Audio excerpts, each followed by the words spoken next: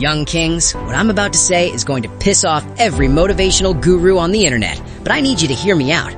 Motivation is a lie. Finally out, I said it. All these videos telling you to find your why and get motivated and feel inspired. That's cap. Because here's the brutal truth. You will never feel like doing the hard stuff. Never. Not today, not tomorrow, not when you're 30. Successful people aren't more motivated than you. They're not superhuman. They don't wake up excited to grind every single day. You know what they do? They get up and get it done anyway. That's it. That's the whole secret. So if you're sitting there waiting to feel ready, waiting to feel motivated, waiting for the perfect moment, stop. You're wasting your life. The time is now, not later, now. Especially now that 2026 just started. And if you're ready to stop making excuses and start taking action even when you don't feel like it, hit that subscribe button right now. Drop a comment saying, "I'm done waiting," and smash that like button because this message needs to reach every young king who's been paralyzed by overthinking and procrastination. Now, before we dive deep, let me tell you about Trevor. And Trevor's story is going to break your heart because it's probably happening to someone you know right now. Trevor was 18 years old, living in Manchester, UK. And young kings, this kid was gifted. I'm talking NBA-level potential with a basketball. At 16, he was already getting scouted. People in his neighborhood would come out just to watch him play. Smooth handles, crazy hops, could shoot from anywhere on the court. Everyone was talking about Trevor. That kid's going pro for sure. His family was proud. His community was proud. This was the kid who was gonna make it out. Then something changed.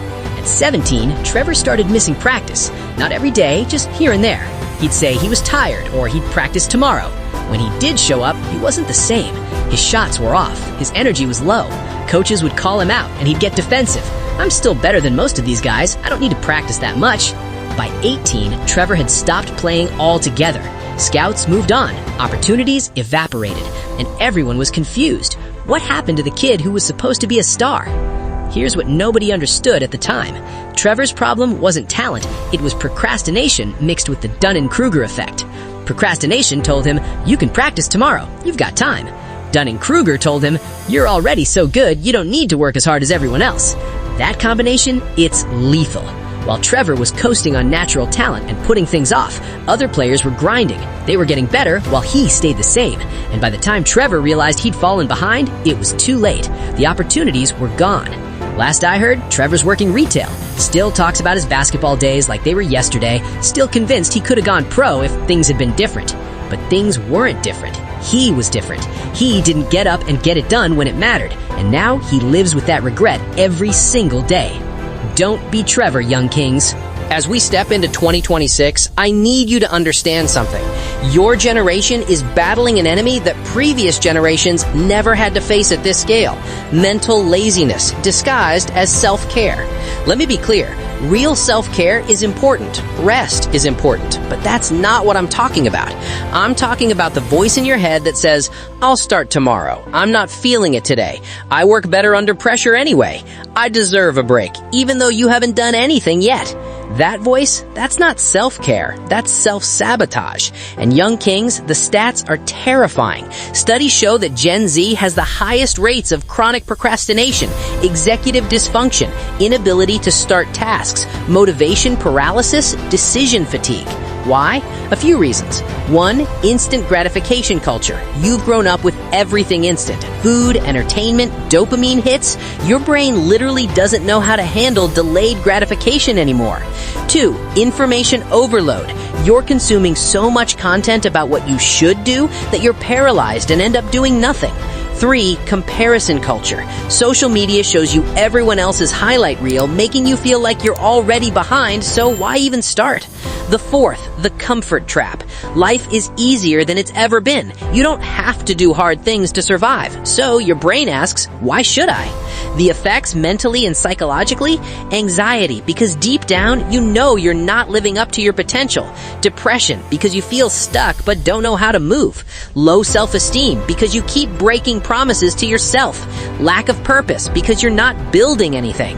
Real quick, if this is hitting home, if you're realizing you've been stuck in procrastination mode, comment "no more excuses" right now and share this video with someone else who needs this wake-up call. Let's hold each other accountable. let me hit you with some wisdom from people who've actually done things. Mel Robbins, author of the 5-second rule, says, "You are never going to feel like it. Motivation is garbage. Stop waiting for it. The only way to get yourself to do it is to force yourself."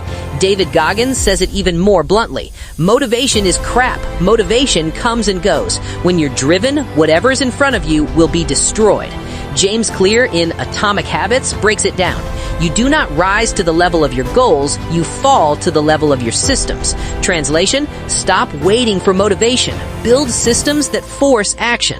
Marcus Aurelius wrote over 2,000 years ago, "You could leave life right now. Let that determine what you do and say and think.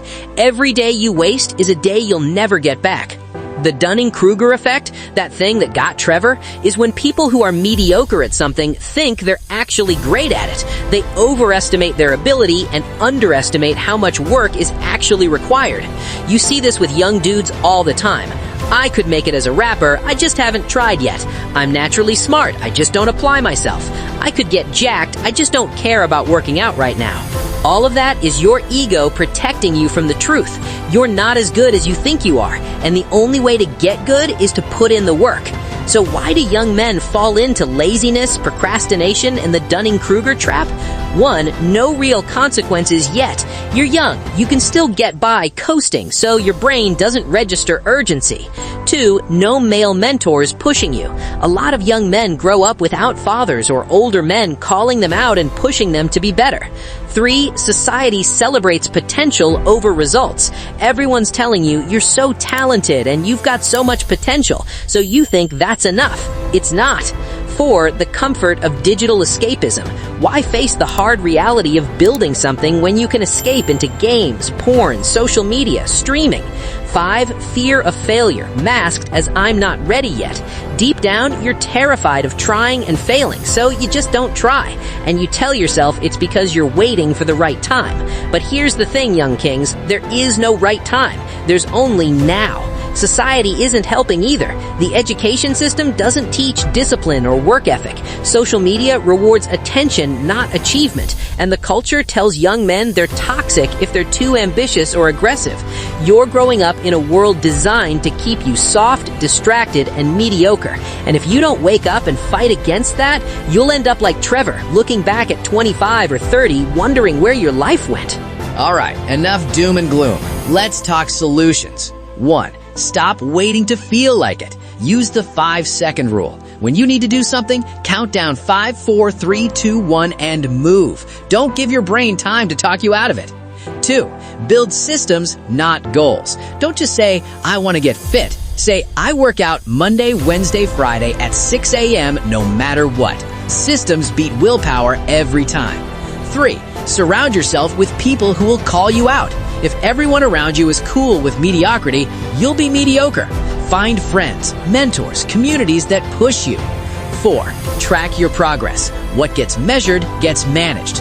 Write down what you do each day. When you see zeros, it'll piss you off enough to change. 5, embrace discomfort. The things you're avoiding, that's where your growth is. Run toward the hard stuff. 6, kill your ego. You're not as good as you think you are. Accept that you're a beginner and commit to getting better. 7, remember, action creates motivation, not the other way around. You don't wait to feel motivated to start. You start and motivation follows. Think about that dude in your family or neighborhood, the one everyone said was so smart or so talented when they were young. Now they're 35, working a dead-end job, bitter, talking about what they could have been. You know what happened? They never got up and got it done. They waited. They procrastinated. They convinced themselves they had time. Don't let that be you, young kings. Listen, young kings, 2026 is here. You're not getting younger. Every day you wait is a day you'll never get back. You don't need to feel ready. You don't need to feel motivated. You just need to get up and get it done. Stop overthinking. Stop waiting for perfect. Stop making excuses. Just start. If this spoke to your heart, don't forget to subscribe. We're building something real here, a space to keep your mind sharp and your soul grounded. Don't forget, your future self is watching. Make him proud. Let's keep having these conversations, and let's keep talking about us, too.